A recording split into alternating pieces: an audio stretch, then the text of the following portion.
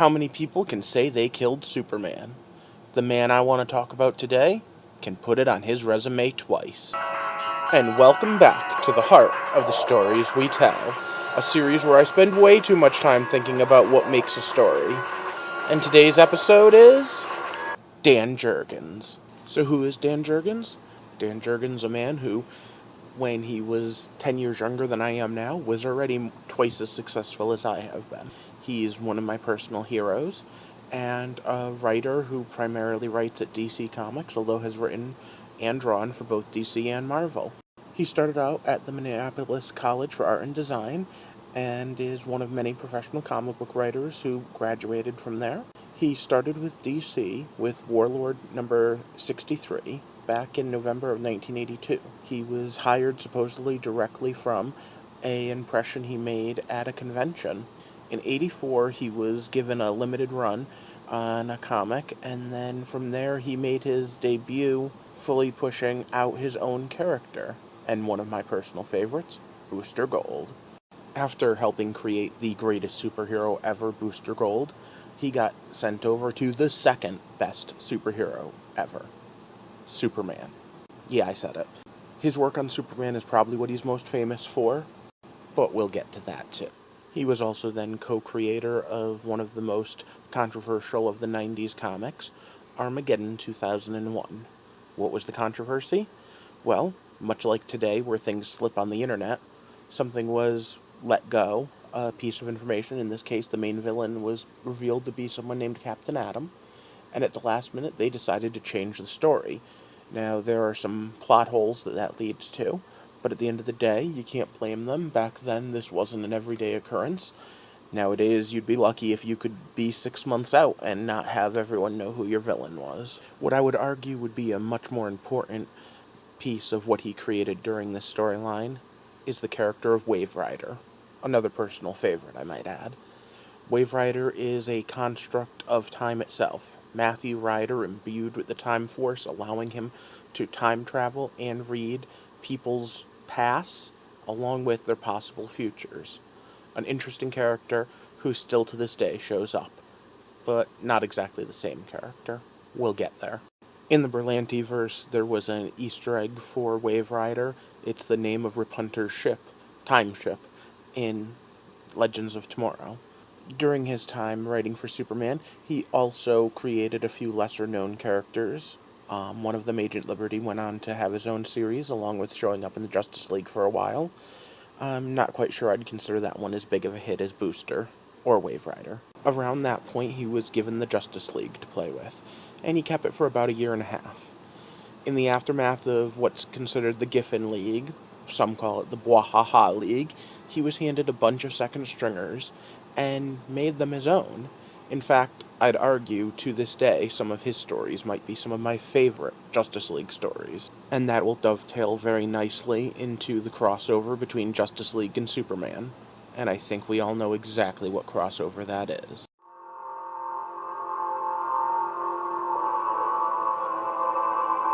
The death of Superman. So the story goes that because the Lois and Clark TV show was also building towards a wedding, and that's what they had planned for the 75th issue special, Dan Jurgens, just in the middle of a meeting, said, well, why don't we kill him?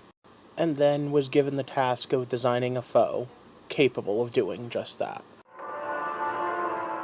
So Doomsday is one of the most powerful characters in the DC universe, in any version of the DC universe, anime, movie, or comic book. But we're going to focus on the comic books, where Dan Jurgens created him. It would have been easy to just make Luthor kill Superman. Use some kryptonite, or some magic, or some red sun radiation, or my personal favorite, red sun radiation and kryptonite together in a power armor.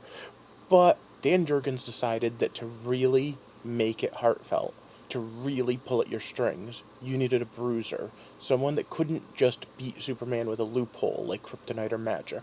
No, someone that went toe-to-toe with the entire Justice League, ripped them apart, and then went to town, and it took everything Superman had to beat him. The first comic book that I really collected was one my mother bought me that Christmas, Superman 75. And I'm not afraid to say now but there were tears in my eyes at the end when this was a day that a Superman died. Justice League number 70, written by Dan, the first part of Funeral for a Friend, launched not only my comic book reading, but, as I said before, Booster Gold is one of my favorite characters, and it was the first real look into him. Although, far from the only character from that comic that I became a fan of. Booster, Guy, Beetle, all three of them became ongoing things that I would read back issues of, and still to this day would collect anything with one of the three of them in it. But Dan's run didn't end there. From going deep inside Bloodwind's crystal and finding out his secret, to finding a whole new Justice League founded by Wonder Woman to replace Superman, and bringing in Agent Liberty. But from there, we go to bringing Superman back from the dead. Anyone who thought the death of Superman was the final end of his story doesn't know comic books. In bringing him back, Dan Jurgens created his second most iconic villain, the Cyborg Superman. Now, he didn't create Hank Henshaw, who was a basic Fantastic Four ripoff, except could jump into technology. What he did was he took that concept and had him jump into the technology of Superman's birthing matrix, and as such grow himself parts of Kryptonian, and then graft on Kryptonian technology to it, and become a Cyborg Superman. He became even more badass, at least in my opinion, when during the Hunter-Prey series later on, he used Apocalyptian technology to make himself an even better suit. Hunter-Prey was also the second round between Superman and Doomsday, and where we get Doomsday's origin. If you haven't read it, you should definitely pick one up. So after killing one of the most iconic superheroes of all time, maybe the first superhero of all time, what does Dan Jurgens do to one-up himself? Destroy the entire timeline of DC. And that's Zero Hour, a sequel to Crisis on Infinite Earths that, again, a great read. In fact, I have autographed copies of the entire miniseries and wouldn't trade it for the world. From there, Dan went on to do a couple of things, most notably a large copy comic of Fantastic Four meets Superman. He revamped the Titans. That's probably closer to the miss than hit category, although I personally liked it. Around this time, he helped launch the new Sensational Spider-Man, another favorite of mine. I always preferred Ben Reilly over Peter Parker during the Clone Saga. I liked the impact webbing. I liked just a lot of the freshness. Which is funny, because years later when they tried to make Peter Parker fresh, it made me stop reading Spider-Man comics. He also did a stint on Thor and Captain America, and I'm afraid I didn't really read much of those titles, although I have heard that the Captain America stuff was amazing.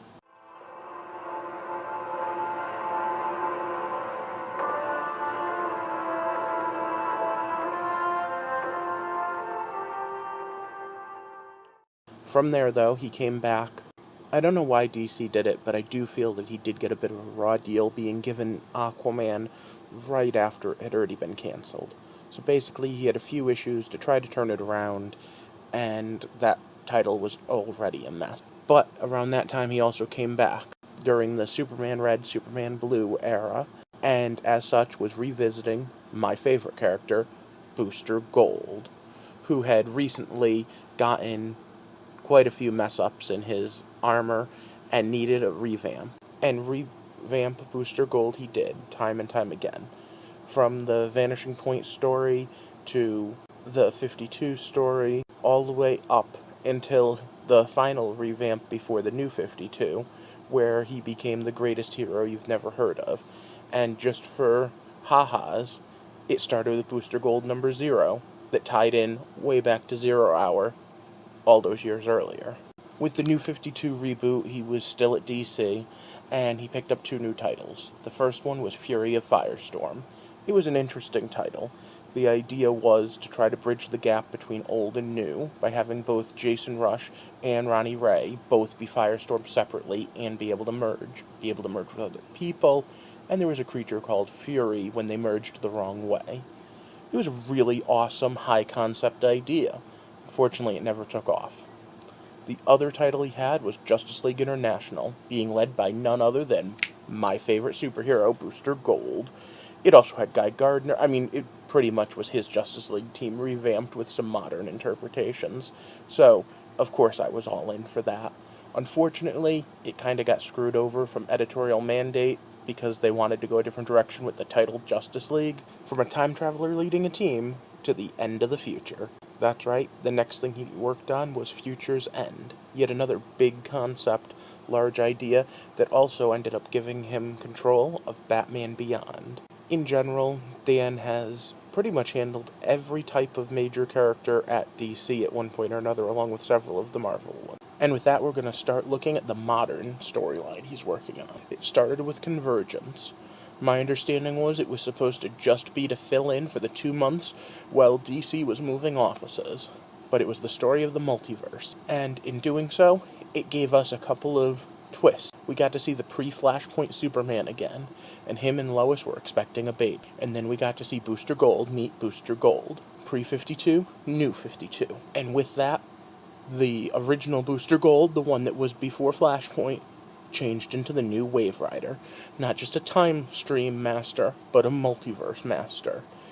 And at the end of Convergence, with his help, Parallax, Superman, Lois, and their child, and a handful of others survived the Convergence. And as such, pre-Flashpoint things started melding into the post-Flashpoint world. Now, in the meantime, while that was settling in, he wrote a few other stories. I personally laughed my butt off at Batmite. But then came Lois and Clark, The New Adventures of Superman. Not the TV show, the comic book. And this was pre-Flashpoint Superman, hidden away on our Earth. It's a great story. You definitely need to read it, because it leads directly into the next time Superman died. The New 52 Superman died, Lex Luthor took his place, and then pre-Flashpoint Superman came out of retirement to say no. Now, I can't really go into too many details about that, because it's the storyline that's happening right now. In fact, the reason I've picked up Action Comics again, when I didn't think I'd be picking up any Superman for a while, is because it has the name Dan Jurgens on it. In September, the Super Sons series is going to pick up.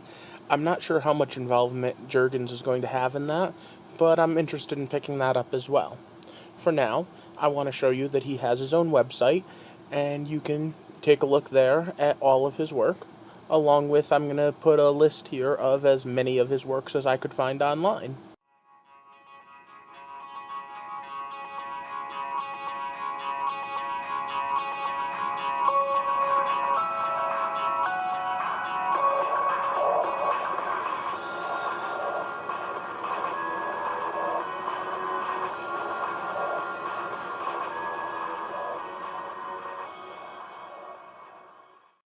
All in all, Dan Jurgens has spent more of his life as a comic book creator than he did as not a comic book creator.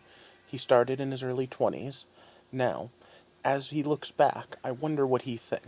I can honestly say, from my point of view, there are very few writers or artists, let alone both, that can say they've touched Superman, Batman, Spider-Man, Thor, Captain America. He has definitely got the pulse of comic books today and in the past. In fact, I'd say he has a leg up on us on finding the heart of the stories we tell. And to think, it all started because he brought some paperwork to a convention with him and impressed someone. He's made iconic heroes, iconic villains, and worked on some of the most popular characters of all time. So, going forward, I think I'm going to stick to reading everything he writes, or at least most of it. And I hope you do too. Now, if you're interested in other creators, let me know down in the comments, and maybe I'll try this again sometime. In the meantime, I hope that Dan appreciates the fact that I am a big fan, and that this spotlight's a very long and great career. I hope everyone has a good night. Thanks for listening.